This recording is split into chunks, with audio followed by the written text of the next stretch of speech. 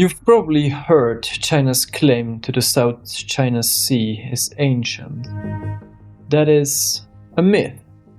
This 1947 map started it all. These few dashes drawn over 70 years ago have become one of the most dangerous flashpoints on the planet.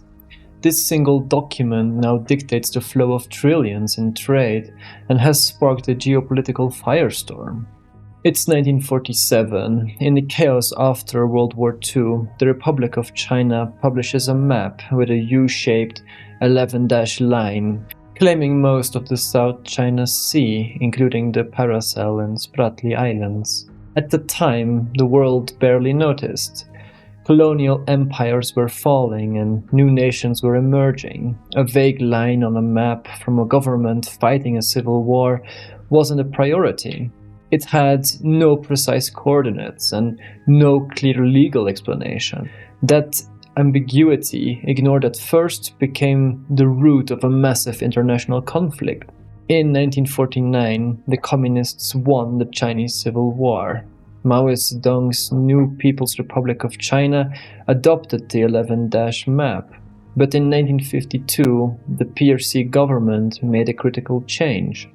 As a gesture to its communist allies in North Vietnam, it removed the two dashes in the Gulf of Tonkin. The 11-dash line became the 9-dash line. This proves the line was never a fixed ancient claim. It was politically flexible, based on modern politics, not ancient history. Some modern Chinese maps even include a 10th dash east of Taiwan.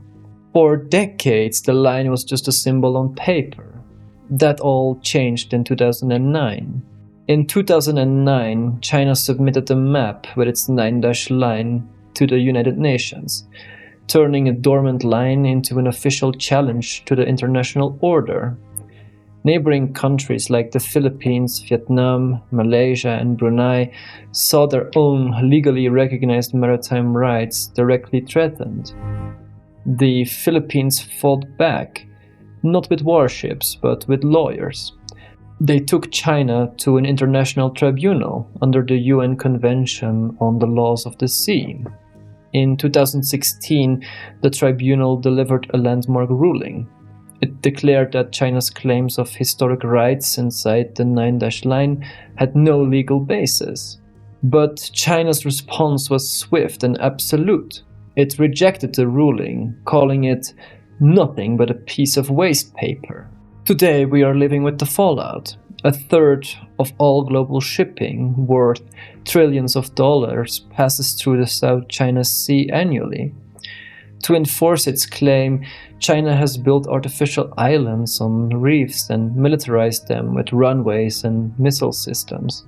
They block and ram Philippine supply boats and use water cannons against Vietnamese fishing vessels, all to enforce a line that international law has invalidated.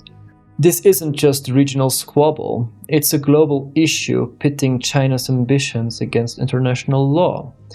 The United Nations and its allies now regularly conduct freedom of navigation operations, turning the waterway into a stage for a great power competition.